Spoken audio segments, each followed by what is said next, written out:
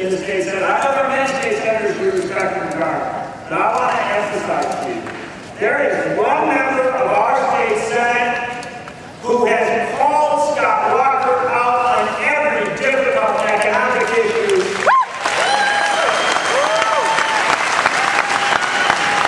And when I went down to Illinois and met the Wisconsin 14,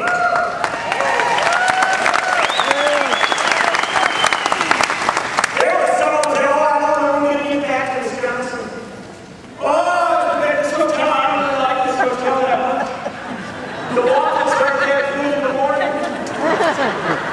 But there was one member of the Wisconsin 14, a couple were pretty good, but there was one who said, I don't care how long we stay here, if we're stopping Scott Walker, I'm in front of that parade. That's all it is.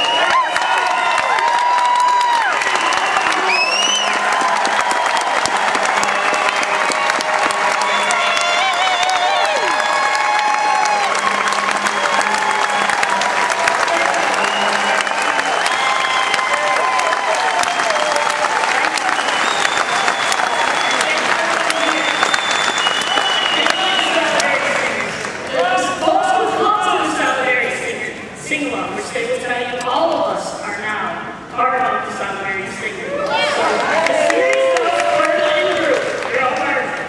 And they're going to hang out there for just a minute, because I'm going to say a few words before I bring Bernie up here. So now listen to me first.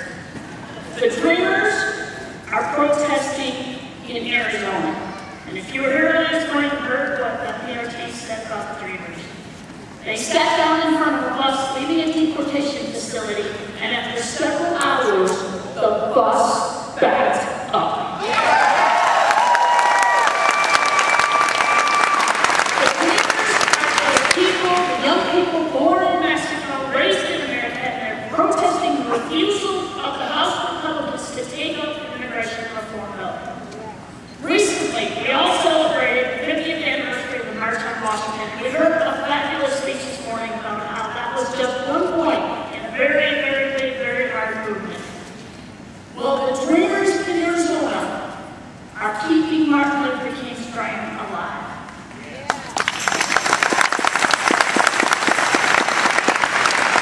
And keeping his dream alive in the state capitol in Madison, Wisconsin, are the folks who come to the noon Solidarity Sing-along.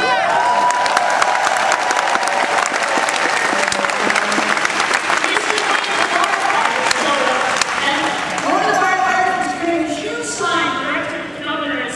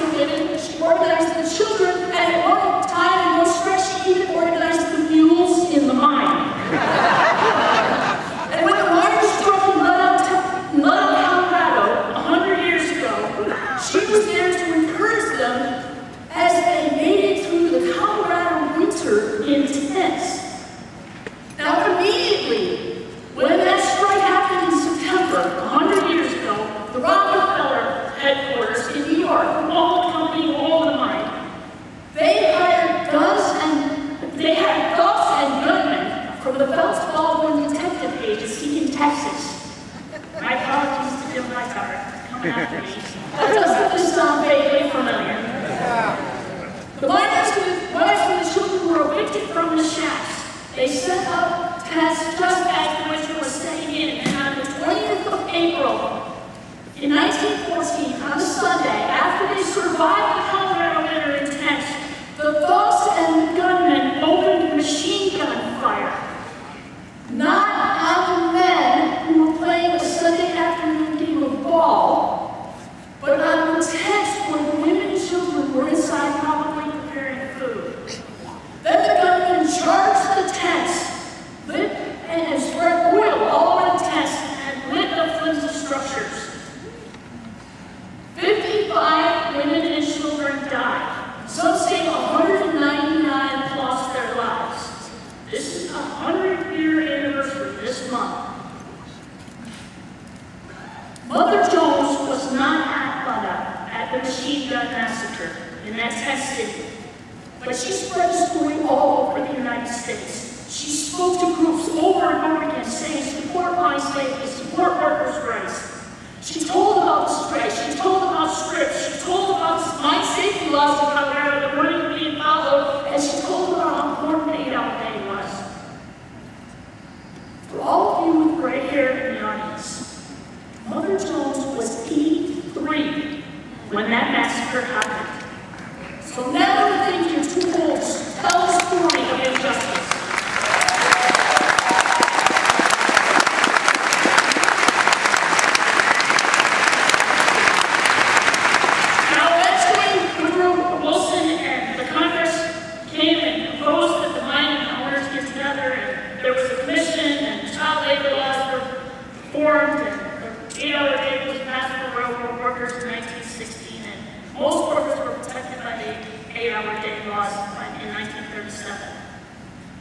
But Mother Jones knew if the workers were to win, they had to be willing to break unjust rules, as she had to tell their story. Now, 50 years ago, the folks at Clark Marched on Washington told a story about injustice as they broke the rules when they, the conventional rules of society, when they marched for freedom and they marched for jobs. And 20 years before that march, 4 young black men in Howard University sat down at a lunch counter in Washington, D.C., and silently broke the rules. And breaking the rules was what Václav Havel did. Havel was a playwright. His work was banned in his home country of Czechoslovakia. And in his 1978 essay called The Power of the Powerless, Havel challenged the Czech people. He wrote that living under the communist system, the people were not only victims, but they were instruments. In his words, by accepting the given rules of the game, he himself has become a player in the game, thus making it possible for the game to go on, for it to exist in the first place. Havel talked about things nobody was talking about. And people listened, and they started talking, and in a decade, after the publication of his book, enough people had decided to not keep playing by the rules that the Soviet communist system collapsed, and Havel became president of the newly born Czech Republic. The labor movement, the civil rights movement, the overthrow of the Soviet system, the sing-along in Madison, the protest movement with the Dreamers, they all follow a similar path. Enough people stopped playing by unjust rules.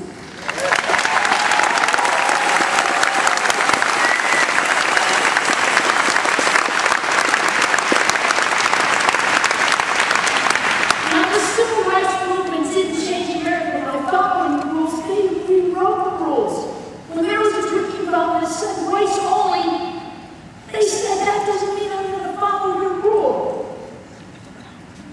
Now, we stand at the edge of the rule of corporate America. The fears of Bell and Václav Havel about to be realized. He warned people,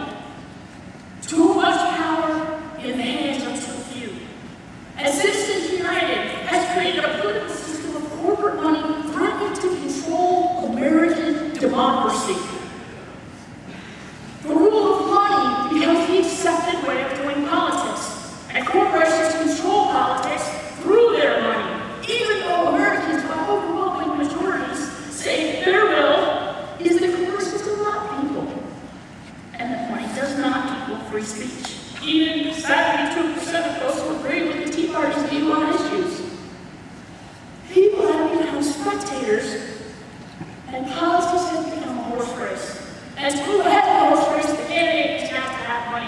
And if she has more money than the opponent, then she's the more viable candidate. A few of us thought that was going to win, but frankly, the groups that are really involved are the groups behind the veil, paying for all this nasty ass. And we wonder what happens when these folks get elected. I'm going to quote the Capital Times and my good friend Senator Dale Schultz, who told the Capital Times, when some think tank comes up with the legislation and tells you not to fool with it, why are you even a legislator anymore? You just sit there and take votes, and you're kind of a few serf for folks with lots of money.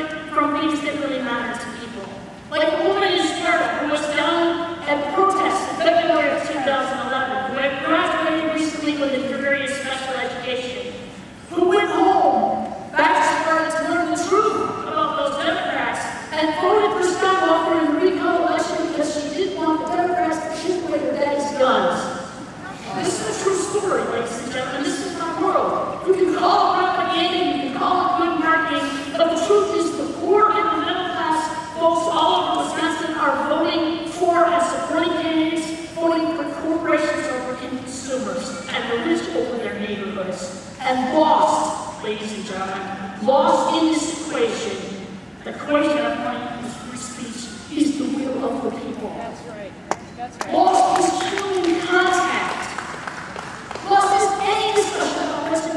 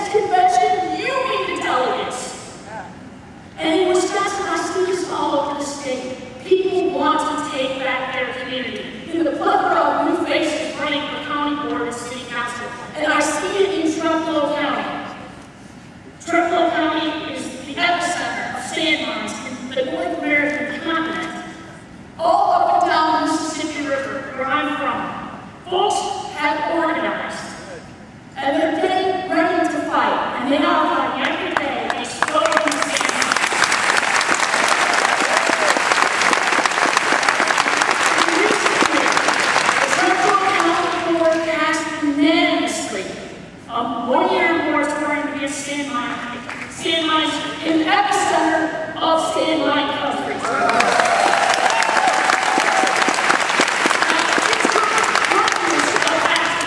Thousands of emails, a Facebook page, a film festival, a movie made called The Price of Sand. People working in their communities, working in their time.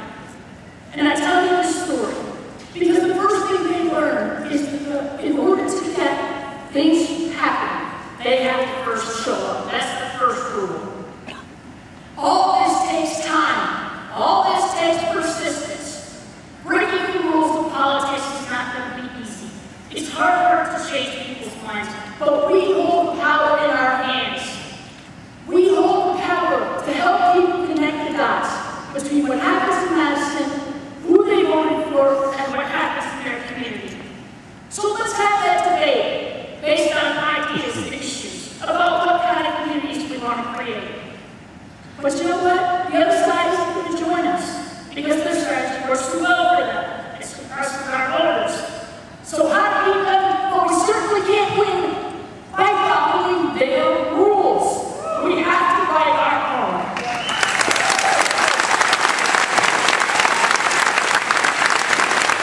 In fact, on the ceiling, in the governor's conference room in the Capitol, in the artwork are written the words, "The will of the people is the law of the land."